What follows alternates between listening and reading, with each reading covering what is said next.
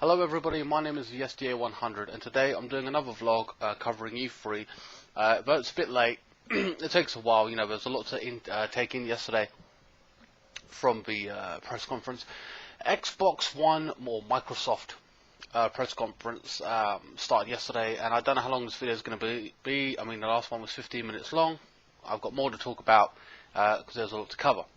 I haven't covered everything for purposes of I'm not interested in everything, but I've covered a majority. I feel will do you justice here. So we kick off Microsoft with a game we already knew was coming out, the Master Chief Collection, Halo 5 Guardians.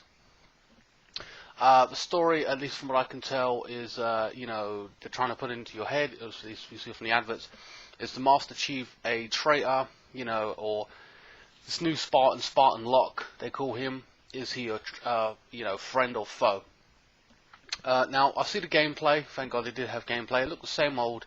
When I say same old, I mean more of what we already know and love about Halo 5. So there's no doubt about the gameplay is solid, the graphics are solid, enemy types, the Covenant is still there. And now this is all speculation, at least on my part. But from what I understand, at least from the trailer, and what I know thus far is that, Master Chief is this legendary Spartan. We all know this. We all know him and love him. The other Spartans are, up and coming. This particular group of Spartans have been told that they have to arrest the Master Chief. Now, they've been told, they're like, what? We have to arrest this legendary Spartan? Why? What's he done wrong? Apparently he's a traitor. They're a little bit dumbstruck by this. They can't believe that their legendary hero would be some kind of a traitor to them, absent without leave, as they put it. Throughout the gameplay, you notice that obviously when they're tracking him down at one particular part, they're fighting the Covenant, and the Master Chief has been let through. And one of the main enemies states, at least near the end of the trailer, that the Master Chief is cause is just, as it were, and he is allowed to pass, but you are not. Therefore, they stopped you and succeeded in stopping you.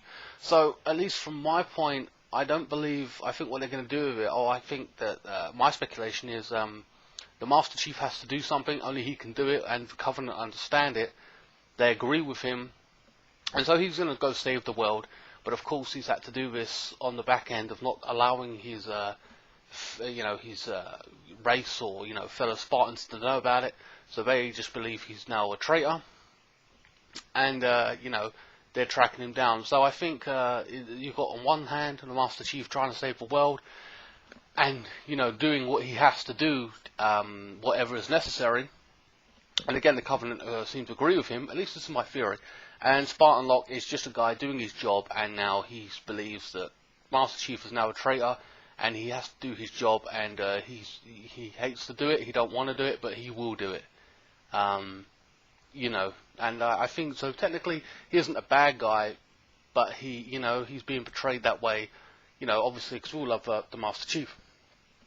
But I think that's the way they're going to play it. I don't believe. But also for more details, there is that you will be playing both as Spartan Locke and the Master Chief, with two teams, controlling both teams apparently. I know you do make choices in this game. At least again from the trailer, I think you can make one the enemy, and then in the next playthrough make the other one the enemy. So I'm sure it's varied, but I don't know how it's going to end, of course. But I can't wait to play that. Unfortunately, I didn't get a release date on that. I think it's this November 2015. I believe it is actually. But yeah, that is one of the games on Xbox One I would definitely look to pick up if I had an Xbox One. Personally, that it's a no-brainer for me.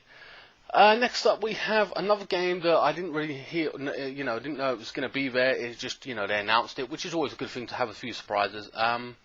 A game called Recore. It opens up with a desert map, open world in theory.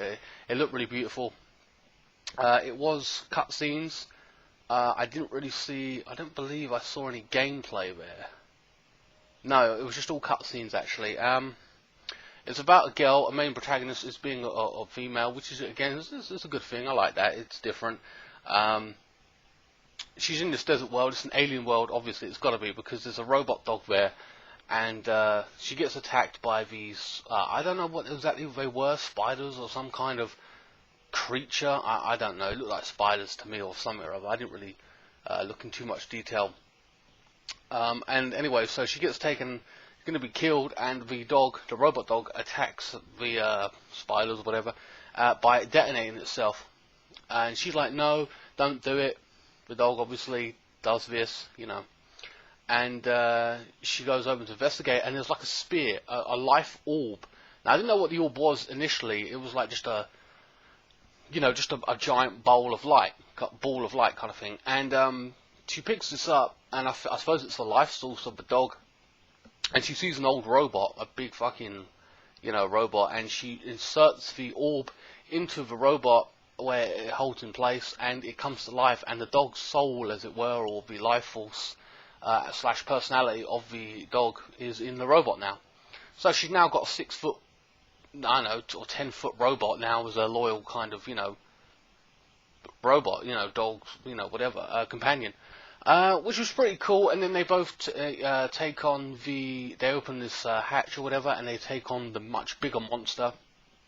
There were smaller versions that she was attacked by. So they take him on, I assume they defeat them. And then it ended. The trailer then ended on a note of she was up on a hill with surrounded by other companions. I assume with orbs again as now her companions. So I can only assume that she defeats certain enemies and they become her companions throughout the long road of this journey. Again, there ain't too much on this game, but again, it's called Recore. It hasn't got a release date, at least from what I understand. Moving on from that is Plants vs Zombies 2. Been announced. I never played the first one. I missed out on it actually. You can go back and buy it if you want to. I'm sure you can get it cheaper elsewhere, Amazon, etc. New characters, new worlds. It's supposed to be fun. It's bright, funny, solid gameplay, more of what you love, as it were. Out this spring. Whatever. On another note, another big positive note for Xbox One, they have announced that there will be Xbox One, I don't know from when on, but now have backwards compatibility, meaning you'll be able to play Xbox 360 games on the Xbox One, which is a fantastic idea. It just goes to show, realistically, that from the off they could have done this, they could have done it, but they chose not to, being quite greedy, corporate greed. I would suggest that's my opinion. I won't lie about that. That's through and through. So how it works is you'll be able to put your discs in the games you own in Xbox 360. Put your games in the console. You download the game as long as you've got the hard copy of it, as it were, and you get to play. It upgrades it somehow, like graphics-wise, I suppose. I don't know, whatever. But that's really, really good. Again, it's a positive. One more thing that Xbox One is doing right, or Microsoft is doing right this year. I will say there's another question that rose up about that particular thing, though, is that why, at least in theory, why hasn't Sony done this with the PS4? Why can't we play our PS3 games on the PS4?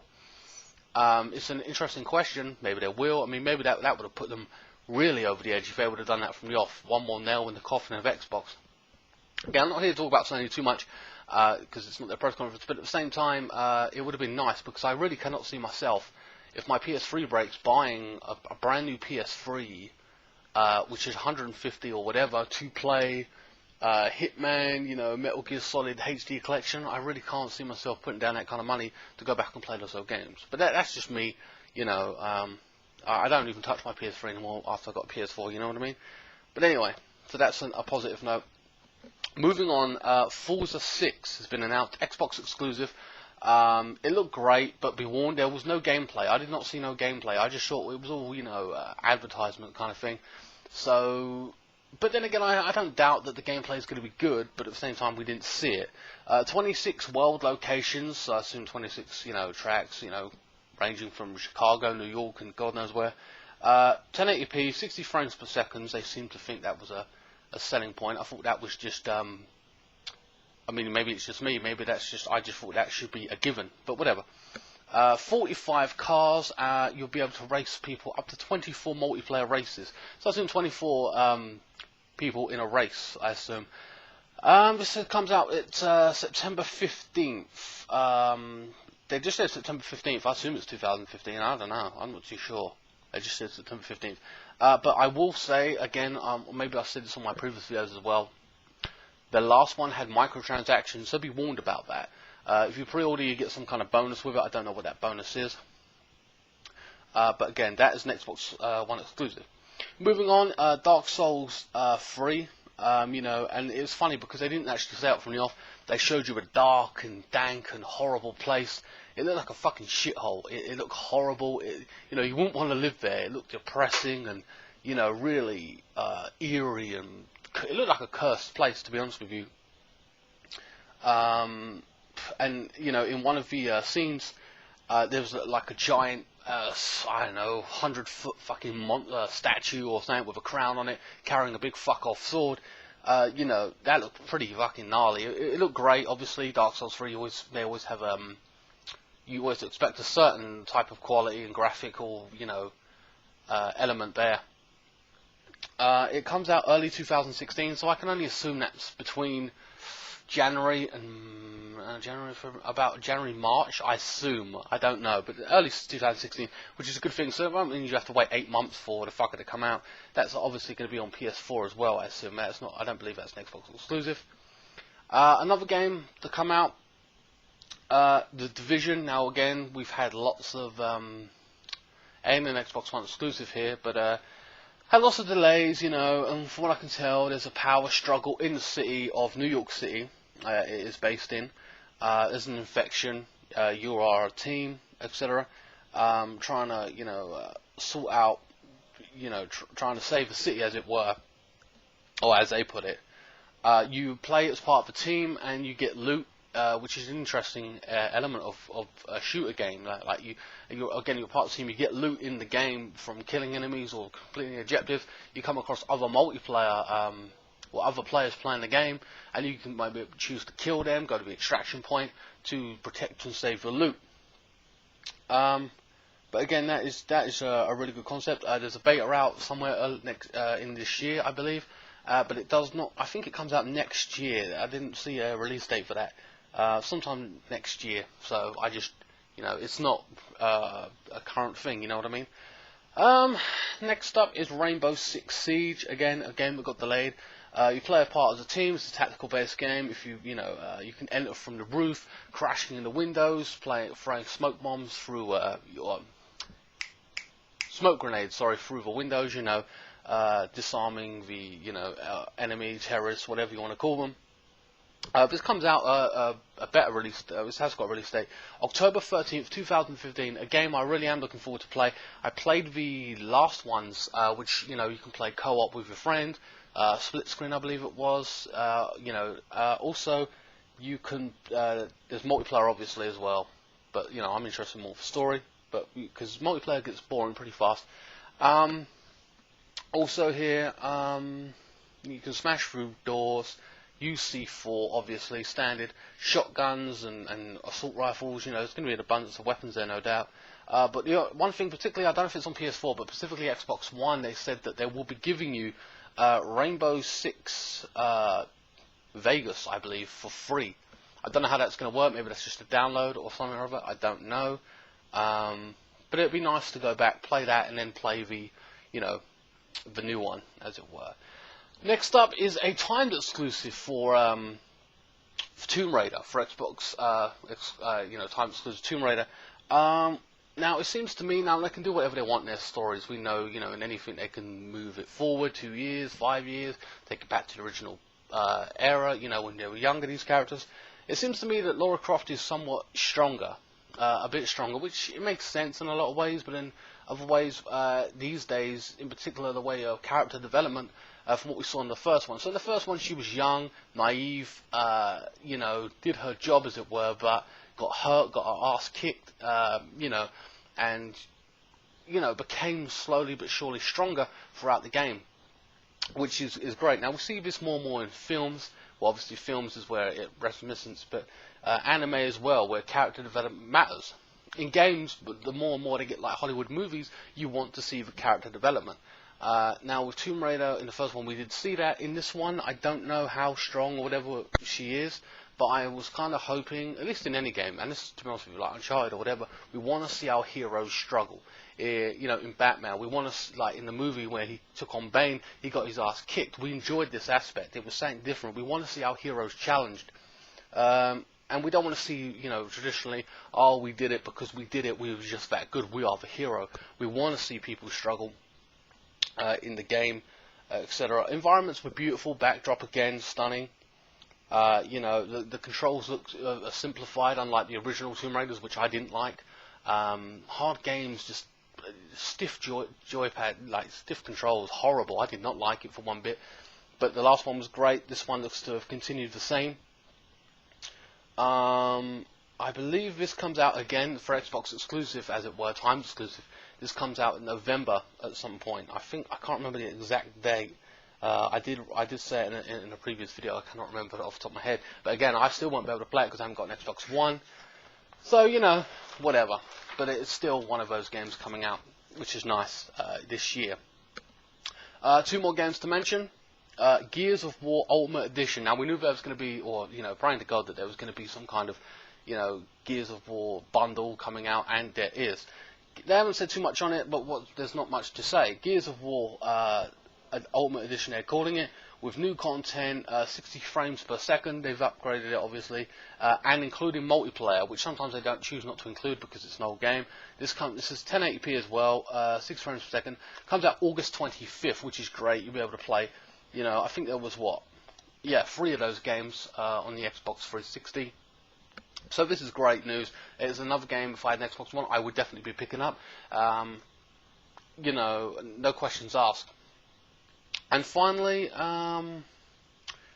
Gears 4. Again, sticking with Gears of War franchise. Gears 4 is coming out, which is great. I ain't seen one in a while. Chainsaw guns returns. You can kill your enemies with the chainsaw. Lots of blood and gore. The bad guys is, we didn't see varied. We saw some gameplay. It's typical gameplay of Gears of War, but, you know, that's fine. The enemy types, we didn't see a lot of them. We only saw one particular enemy type, this big fucking monster with, like, you know, he was massive, and you know, there was multiple of them. They looked mean and tough, so the graphic wise, again, they look really solid. You get shotguns and various other guns like that. You know, he switched to a shotgun, blasted the motherfucker. But yeah, it was nice and gruesome. For a date, I didn't get the date on this actually. I haven't seen a date, unfortunately. But to be honest with you, with all that, having said that, that's all for the Xbox conference. There were some things I did miss out, like indie games, etc. I will leave the full press conference in the description below if you want to watch it to get the full perspective on it. But I did cover an awful lot. I would appreciate if everyone liked, shared, and subscribed to this video. For me personally, overall, the Xbox One, I know a majority of these games you can buy on other platforms, but I mean, I'm happy at this particular point to say I want to buy an Xbox One just for the Gears of War Ultimate Edition, Halo 5. I'll buy the Master Chief Collection and the Gears 4 whenever that comes out, specifically. Question of the day. I'm going to say, out of all the games that are mentioned in this, exactly which game are you most looking forward to? Please leave it in the comment section below. Follow me at Twitter, at the SDA100. That will be in the description below as well. I hope that all my brothers and sisters in the gaming world from USA, Canada, England, you know, Ukraine, Russia, wherever you may be, have a happy summertime gaming 2015. I'll see you next time in the next vlog. Thanks very much.